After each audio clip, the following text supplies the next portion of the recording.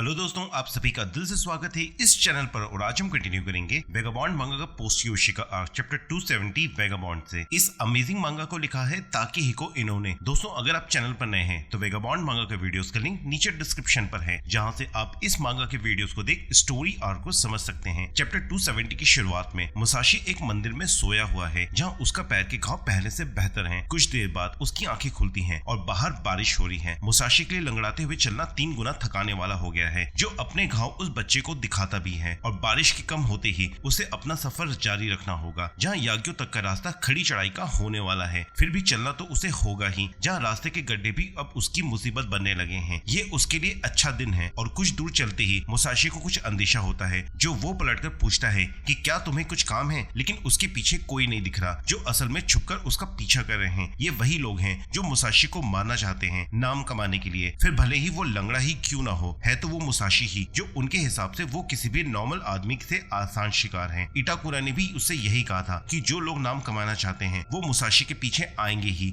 और अब उसके पास कोई और रास्ता नहीं है। मुसाशी उनसे स्वॉर्ड ना निकालने को कहता है, जो वो कर ही रहे होते हैं। वो भी जानते हैं कि मुसाशी ने भी ऐसे ही अपना नाम कमाया है और अब उनकी बारी है। मुसाशी उन्हें दोबारा सचेत करता है कि आखिर वो ब्लेड क्यों निकाल रहे हैं। वो कोई योद्धा नहीं है, फिर ब्लेड थामने का पर्पस क्या है, और उनके लिए आखिर ब्लेड है क्या, जो उन्हें जरा भी पल्ले नहीं पड़ती और ना ही उन्हें इस चीज से फर्क पड़ता है। और वो आगे बढ़ते ही हैं कि मुसाशी तुरंत ही वहाँ अपने डंडे से एक सर्कल बना देता है। ये मौत का चक्र है जो अब जमीन पर उतरा है, जो उन्हें अब भी समझ नहीं आया। मुसाशी उन्हें फिर मौका देता है कि अगर तुम अंदर नहीं आए तो निकल जाओ। वो उनके पीछे नहीं आएगा, वरना इस सर्कल के अंदर आओ। वहीं कहीं और ग्रैनी खुश है कि मुसाशी अब वापस लौटना चाहता है। और तो और उन्हें इस बात से भी चिढ़ हो रही है कि तकेजो, जिसे वो अब अकुजो बुलाने लगी है, जो चाहे कर रहा है, वो अब भी उनके लिए राक्षसी है, जिसे सभी स्वर्ग के नीचे अजय बुला रहे हैं। ये तो बकवास है कि तभी ग्रैनी को खून की उल्टी होती है। कुछ देर बाद वो दोबारा आराम कर रही हैं। उन्हें अब भी जानना है कि क्या माता हाची ने लौटने की तैयारी कर ली। ये उनके लिए भी बहुत लंबी होने वाली है।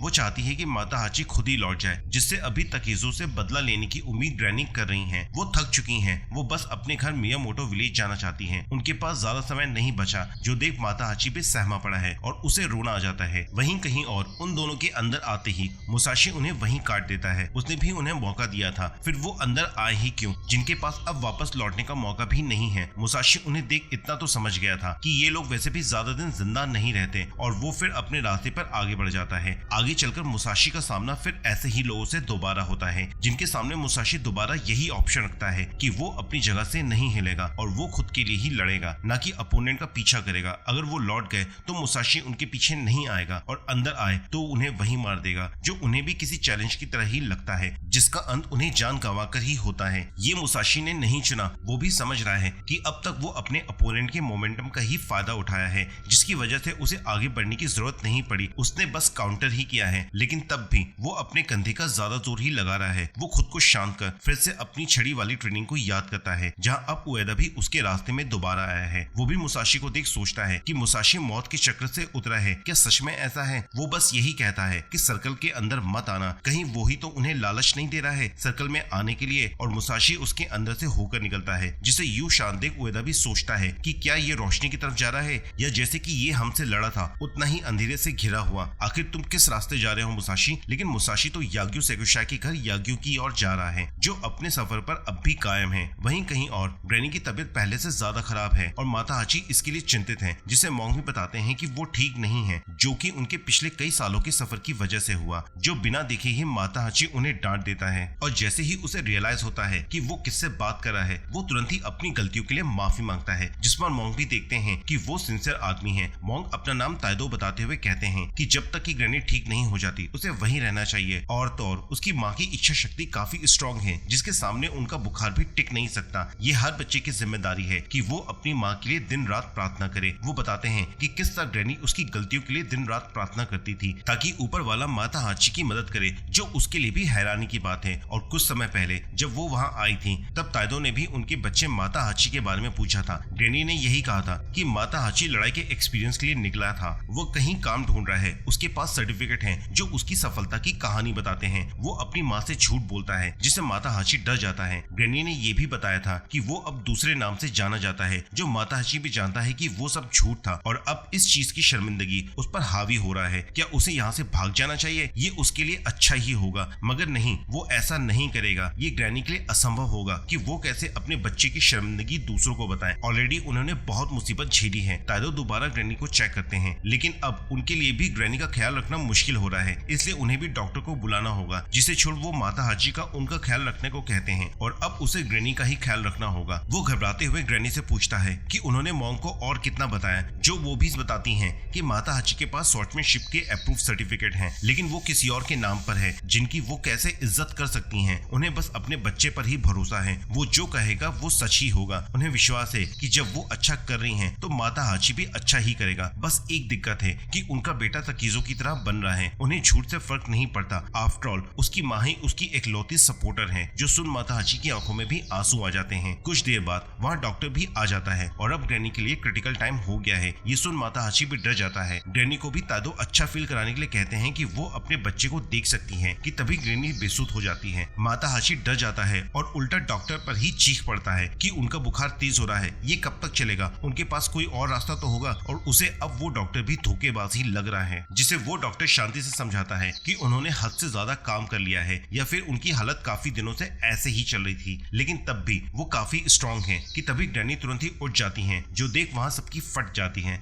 ग्रैनी बिना कुछ कहे सबको देखती हैं और सीधा डॉक्टर के गिरबान पकड़ लेती हैं, क्योंकि उन्हें अब भी लग रहा है कि ये तकेजो ही है, जिसे वो पीट पीट कर मार डालेंगी। जिन्हें ऐसा करते देख माता हाची रोक ही रहा होता है कि ग्रैनी तुरंत ही बिस्तर पर गिर पड़ती हैं। ये उनके लिए काफी मुश्किल होने वाला है। सुबह के होते ही डॉक्टर दोबारा उन्हें चेक करता है कि बुरा समय निकल गया है, वो पहले से बेहतर दिख रही हैं, लेकिन फिर भी उन्हें अब भी ध्यान रखना होगा। और जाते हुए डॉक्टर माता हाची को सलाह देता है कि कोई भी पछतावा न रखे। जो माता हाची को भी समझ आता है कि ग्रैनी के पास अब ज्यादा समय नहीं बचा। कुछ देर बाद मॉन्ग देखते हैं कि माता हाची वहाँ से जा रहा है, जो अब ग्रैनी को अपने पीठ पर बैठाकर सीधे मियामोटो विलेज की ओर जा रहा है, जो ताइदो को भी बकवासी लगता है। लेकिन माता हाची अपनी माँ को वापस अपने घर ले जाना चाहता है एक साथ, जो ताइदो को भी हैरान ही करती है, लेकिन वो इसे समझता भी है और इसलिए वो ग्रैनी के लिए रास्ते में कुछ खाने के लिए सामान पैक करने चले जाता है। ग्रैनी को ठंड न लगे इसलिए वो उनके सिर पर कपड़ा बांध माता हाची से पूछता है कि सब ठीक है, जो माता हाची भी अच्छा फील कर रहा है और उनके रास्ते के खर्चे के लिए मॉन्ग उन्हें कुछ पैसे दे देता है, जिसे लेना माता हाची के लिए भी मुश्किल ही है। और इस तरह से माँ बेटे का सफर शुरू हो जाता है। ग्रैनी माता हाची को बताती हैं कि जब वो कयोटो आई थी यहाँ के लोग अच्छे थे, उन्हें सभी को थैंक्स कहना चाहिए था, खासकर कि मॉन्ग ताइदो को, जो माता हाची भी उनके लिए सॉरी ही फील कर रहा है कि उसकी वजह से ग्रैनी को इतना सफर करना पड़ा। बल्कि कयोटो भी अच्छा ही था, बुराई तो उसमें ही थी। अगर उसने मियामोटो विलेज को नहीं छोड़ा होता तो ग्रैनी को भी बाहर नहीं निकलना पड़ता। दो लोग तकीजों के साथ निकले थे और अब दो ही लोग वापस विलेज की तरफ जा रहे हैं। वो कहां नहीं गया। सेकिगारा, उसाका, कयोटो, एक तरफ तकीजों की नाम की गूंज अपनी तलवार के दम पर हर कहीं सुनाई दे रही है, जिसे कोई न कोई उसकी ही शर्तों पर काम पर रख ही लेगा। शायद इस तरह से उसके सफर का अंत हो। और एक तरफ वो जिसे दुनिया भर की शराब का एक्सपीरियंस है, वो दुनिया को जानता है, वो उन औरतों को जानता है जिनके साथ वो रहा, एक के बाद एक, था तो वो भी झूठ ही। तभी ग्रैनी को ठीक नहीं लगता, जिससे माता हाची पूछता ही है कि उन्हें लगता है कि गॉन तुजी उससे पहले ही मियामोटो विलेज लौट गए, जिसका सच तो माता हाची को ही पता है। वो भी उसकी ही वजह से मारे गए। अगर माता हाची बाहर नहीं निकलता तो उन्हें भी बाहर नहीं आना पड़ता। उसे भी लगता है कि अगर वो उसी गांव में उस साल पैदा ना होता जिस साल तकीजो वहाँ था, तब तो उसे ना झूठ बोलना पड़ता और ना इतना कुछ होता और सब ठीक होता। यह शायद तकीजो ही नहीं होता और ना ही उसका कोई दोस्त होता। अब माता हाची का भी दिमाग खराब होने लगा है कि हर चीज में तकीजो क्यों है। वो खुद भी तो कुछ है, आखिर वो इतना कमजोर क्यों है। वो इस कमजोरी को मार खुद से अलग करना चाहता है जितना जल्दी हो सके, और जब उसकी माँ जल्दी मरने वाली है तो क्यों ना दोनों ही साथ मर जाएं। तभी ग्रैनी को भी समंदर की यादें आती हैं, जो माता हाची को कुछ समझ नहीं आया। उन्हें याद है जब वो कभी समंदर को देखकर सफर से लौटी थी तो चाहती थी कि वो दोबारा समंदर देखें, जो ना तो मीमासाका में है और शायद माता हाची के साथ वो दोबारा देख सके। वो माता हाची को समझाती हैं कि वो दुनिया का सबसे ताकतवर आदमी नहीं है, लेकिन वो आदमी तो बन सकता है जो ताकतवर होने की कोशिश कर रहा है। यहाँ से कहानी पास्ट में 20 साल पहले चली जाती है। ये बात मियामोटो विलेज की है, जब ग्रैनी जवान हुआ करती थी। उनके पति का देहांत हो गया था, लेकिन तब भी उन्होंने हार नहीं मानी, बल्कि हिम्मत रखी। जो सबको दिख रहा था कि वो बहुत ही स्ट्रॉन्ग है, इवन गांव के मर्दों से भी ज्यादा। कि तभी उनकी नजर पास ही खड़े किसी पर पड़ी। वहाँ खड़े बच्चों को लगा कि वो उन्हें ही घूर रही हैं, जिससे वो डर गए थे। लेकिन उनकी नजर उनके पीछे खड़े एक औरत पर पड़ी, जिसके पास एक बच्चा था। वो औरत भी ग्रैनी के ऐसे देखने की वजह से घबरा गई थी और वो जानती थी कि ग्रैनी यहाँ पर बरसों से है। कुछ समय बाद उस औरत की कुटिया पर उसका पति भी गुजर गया था, इससे पहले कि वो बच्चा अपने पिता को देख पाता। ये उस औरत के लिए भी दुखदाई ही था। कि तभी उससे किसी किसी ने कहा